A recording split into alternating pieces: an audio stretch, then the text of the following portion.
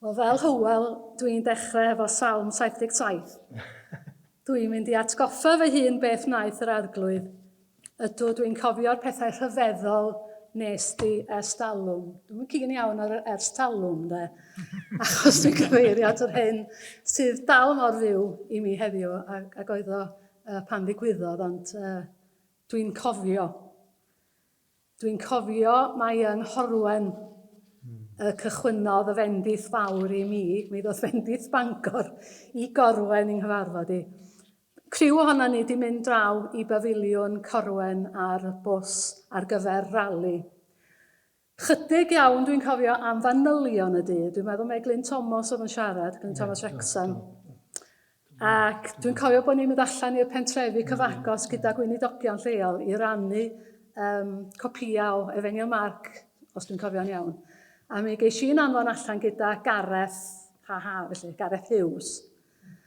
Ac o'n i wedi penderfynu mae'n rhannu yn y gwaith oedd agor y giat i Gareth a cario'r llyfrynau a gadael y gweddill iddo fo, felly.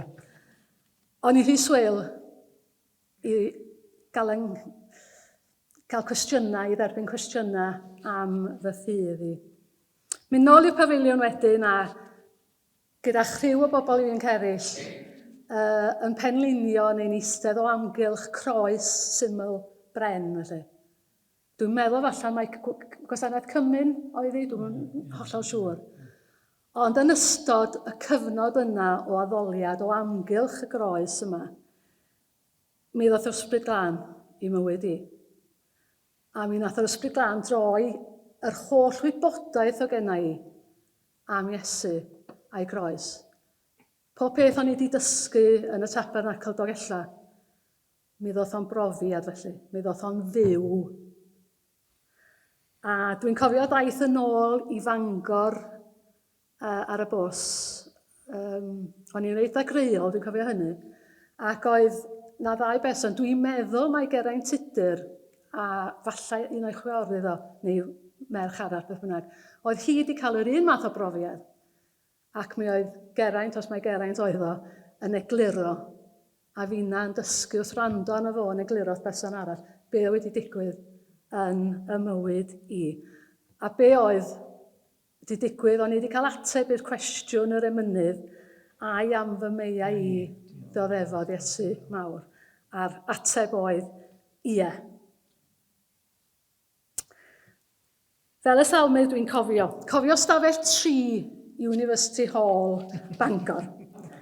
Stafell, roeddwn ni'n rhannu gyda Catrin Parry. Y ddwy Catrin. Y ddwy Catrin, Catrin Sgwed, fel o'n nhw'n galw ni weithiau. Stafell helaeth, stafell braf. Stafell enwog, a mae dyma lle cafodd Arfon Jones ei ddarganfod gan y warden yn cuddio mewn wardrob ar ôl y cyfnod pan o haid i chi fynd allan. Oedd unrhyw fechgyn yn gofod bod allan erbyn 10, a mi god Arfon Jones dal yno ar ôl 10, a'r warden yn dod rownd i checio a fynta mynd i'r wardrob. Mi oedd gan y warden gi, ac wrth gwrs oedd y ci yn synhwyron doedd, oedd Arfon Jones yna. Ta waith, dyna lle gychwyno ni gweddio fel criwiau.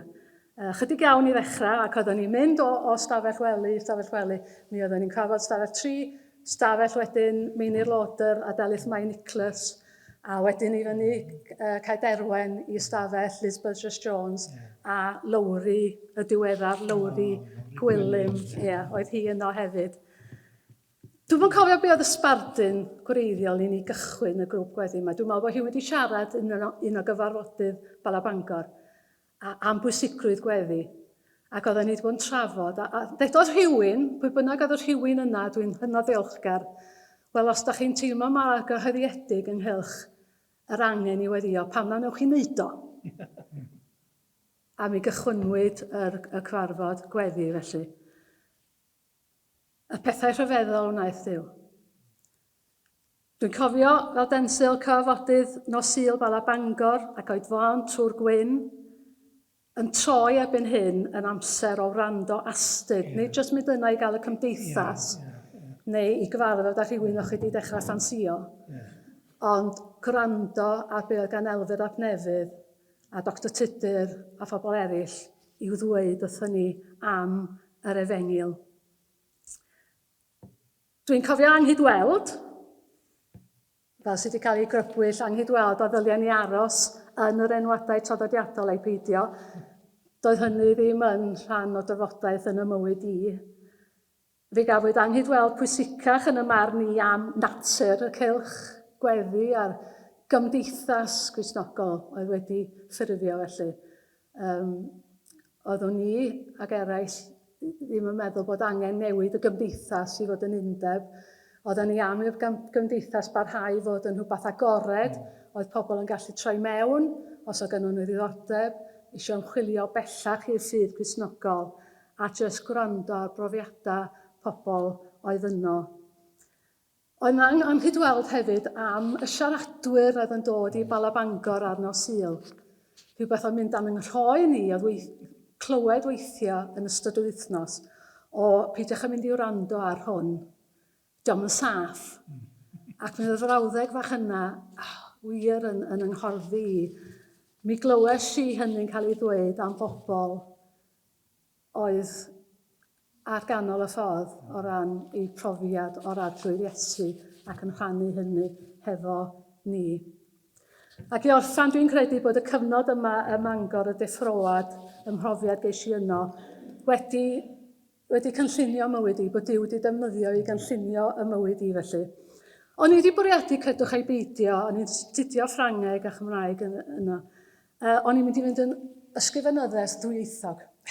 Swnio'n crand oedd. O'n i'n mynd yn ysgrifenyddes ddwyieithog. Ond oedd gan Duw gynlluniau gwahanol i mi. Un peth nath o ddod â dyn ifanc a draws yn llwybr i, o'r enw Ifan Roberts, a dechrau perthynas efo fo, a nath o ddod â fi wedyn i weinidogaethu gyda fo mewn gwahanol rannau o Gymru. Nes i wneud marfer dysgu, nath hwnna ymharatoi ar gyfer yr holl waith plant ac ieuenctid a'r paratoi adnoddau dwi wedi wneud yng nghyfnod y mywyd felly.